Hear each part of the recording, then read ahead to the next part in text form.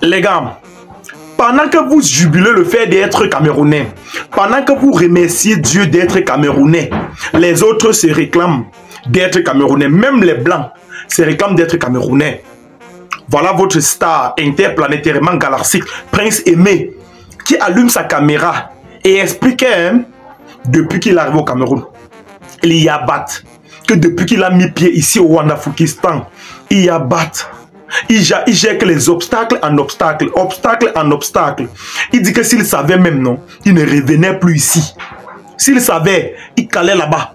Il ne revenait plus ici au Co, qu'il y a trop de work ici. Chaque jour on dit monte, chaque jour on dit descend, chaque jour nouveau projet, chaque jour il faut qu'on fasse ici, chaque jour il faut qu'on fasse cela. Jusqu'à lui-même, il est dépassé. Il n'a même pas le temps de se reposer.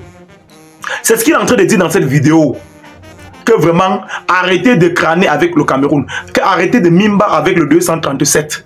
Il regrette d'être revenu. Là-bas chez eux, là-bas en Benno, il n'avait pas lu de Mata. Il ne voyait pas lu trop. Il ne travaillait pas trop. Il mangeait seulement. Il se reposait. Il dormait. Il partait un peu à la piscine. Il se promenait un peu au bord de la plage. Patati patata. Il dit même que vous voyez son poids actuel. Vous avez vu son poids qu'il était venu ici au Cameroun avec. Il dit qu'il sait que petit à petit, le poids là doit diminuer. Il connaît que ça doit diminuer.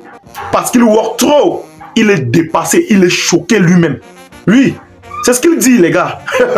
C'est ce qu'il dit. Il est dépassé. Les gars, en tout cas, je vais vous laisser écouter. Parce qu'il sort au moins, il sort de son silence. Depuis les petits bavardages sur les réseaux sociaux là, on n'a plus rien compris de lui. Il n'a plus jamais allumé la caméra pour s'exprimer. En tout cas les gars, écoutons Prince Aimé. Mais n'oubliez pas de liker la vidéo pour la propulser. Appuyez, cliquez. Vous savez les gars, depuis les polémiques là, il ne s'est plus engagé dans les créations de vidéos. Il ne s'est plus exprimé. Bref, on n'a plus jamais écouté sa version des faits. Maintenant, aujourd'hui, il a décidé de briser le silence. Il a décidé de briser le silence. Il nous explique son expérience depuis qu'il est arrivé au pays. Voilà, en tout cas les gars, écoutons-le et puis retrouvons-moi à la fin. Prince Aimé, bonjour. Bonjour. Bienvenue chez nous. Merci. Ouais. Alors, aujourd'hui, on va un peu parler de toi, de ton parcours, de comment tu te sens actuellement. On est d'accord? Ouais. Super. Ok, comment tu vis cette renaissance depuis le début de tout ce qui se passe là? Comment tu vis cette renaissance? Ouais, je vis cela avec beaucoup d'humilité et positivement parce que voilà, c'est la récompense des longues années de travail et d'un travail qui a été correctement réalisé il y a de cela 21 ans aujourd'hui. Qui a été déjà récompensé dans un premier temps entre 2004 et 2005. Et voilà, le bon Dieu a trouvé qu'il n'avait pas fini avec ce travail qui avait été effectué. Et voilà, Viviane est revenue sur la scène pour faire le chemin qu'il est en train de faire, que cela est en train de faire en ce moment. Donc pour moi, c'est à la fois un immense bonheur. Voilà, même si on rencontre aussi quelques difficultés pendant qu'on avance, je crois que il faut garder le positif qui arrive, c'est ça qui est le plus important. Moi, je pense que c'est important de le préciser parce qu'il y a des gens qui pensent que ce n'est qu'aujourd'hui que Viviane, par exemple, ou bien Prince Aimé perce. Pourtant, à l'époque, c'était déjà un gros son et il n'y avait pas que Viviane comme son de Prince Aimé qui avait percé. Oui, effectivement, il n'y a pas que Viviane comme son de Prince Aimé. Il faut dire que Prince Aimé a quand même un album, un gros répertoire. Donc, Prince Aimé, c'est un artiste de décennie au Cameroun aujourd'hui.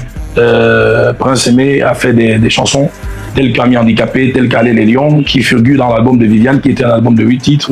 Et ces chansons ont été tellement appréciées du public camerounais, du public africain entre 2004 et 2005. J'ai dû remporter également plusieurs distinctions à travers ces chansons. Maintenant, il faut dire que Viviane est restée la chanson fétiche, la chanson préférée de mon public. Parce que voilà, c'est la prémisse de mes chansons, c'est mon premier bébé. Et voilà, le bon Dieu a trouvé que c'est à travers Viviane qu'il bénira ma carrière. Super. Alors en 2010, tu rejoins le centre des handicapés à Buea. Quel a été l'impact ou bien quel a été le rôle de cette période-là dans ta vie d'artiste? Oui, il faut dire que je n'ai pas rejoint le centre des handicapés en 2010 parce qu'en 2010, j'avais déjà 25 ans, donc j'étais déjà un homme, un monsieur. D'accord. Je suis allé au centre des handicapés quand j'étais encore tout petit. D'accord. Je n'avais que 11 ans quand je suis allé au centre des handicapés. Ok. Et c'est là où j'ai fait mes études, le peu de langage que j'utilise, c'est là-bas que j'ai appris à le parler. Ok. Donc je suis sorti de ce centre en 2002 et j'ai passé un an dans les rues de Douala et de Yaoundé à jouer ma guitare dans les cabarets, etc. Et c'est fin 2003 que finalement je vais sortir Viviane après avoir frappé à plusieurs portes et après avoir parcouru un chemin important au niveau de la rue, des bus où je jouais, des cabarets, etc. Maintenant, pour parler de l'école des handicapés de Boya, il faut dire que oui, effectivement, ça m'a beaucoup apporté, comme cela a apporté également à tous les handicapés. Donc, ça m'a permis de développer un talent qui était déjà là. Ça m'a permis aussi de pouvoir structurer mes textes, parce qu'il faut dire que je chantais, mais je chantais des trucs qui n'avaient pas vraiment de sens. Donc, à partir du moment où je pouvais lire et écrire, je pouvais maintenant structurer mes textes. Je pouvais vraiment faire un texte qui avait un sens, où on pouvait suivre le texte du début à la fin et savoir qu'est-ce que je voulais dire et le corps du sujet et la conclusion. Donc, voilà, je peux dire que c'est ce que ça m'a apporté sur le plan professionnel. Et je pense que c'était aussi une école où les gens faisaient un peu de la musique à droite, à gauche. Donc je crois que ça aussi, ça a favorisé et c'est allé dans mon sens parce que je faisais déjà pas mal de trucs. Donc ça m'a beaucoup encouragé également. Super. Et Frère, comment tu peux aussi regarder une vidéo sans t'abonner? Abonne-toi. Surtout clique sur la cloche de notification. Ça, c'est la page de Buzz. Si tu veux être au courant des buzz et toutes les actualités au 237, abonne-toi et clique sur la cloche de notification. Partage aussi pour m'encourager. Surtout, si tu as quelque chose à dire, papa, lâche un commentaire. De là jusqu'à aujourd'hui, quelle est la place qu'occupe la musique dans ta vie réellement?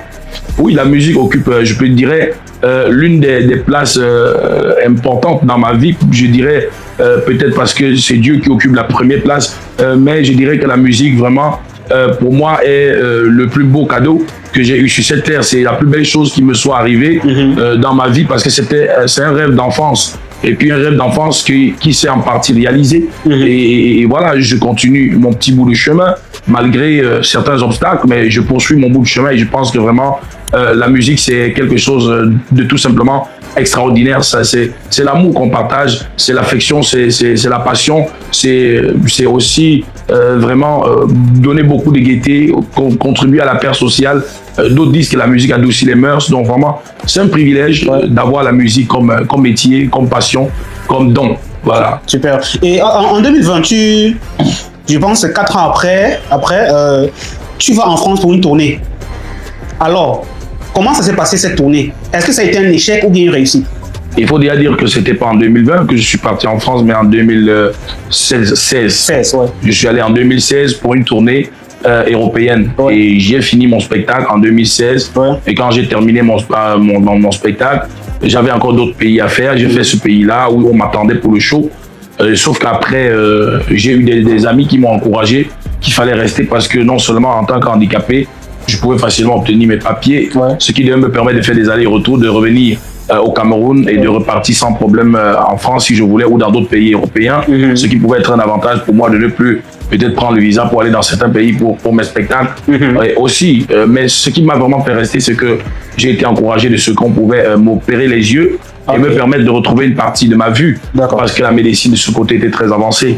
Donc c'est comme ça que j'ai accepté de rester un moment, sauf qu'en restant, j'ai dû faire face aux réalités de la société, le logement, le manger, le travail, etc.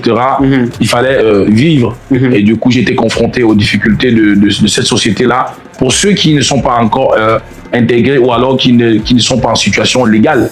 Donc du coup, voilà, je suis resté et j'ai eu pas mal de difficultés. Est-ce que ça a été un échec? Je dirais non, parce que ma tournée avait réussi.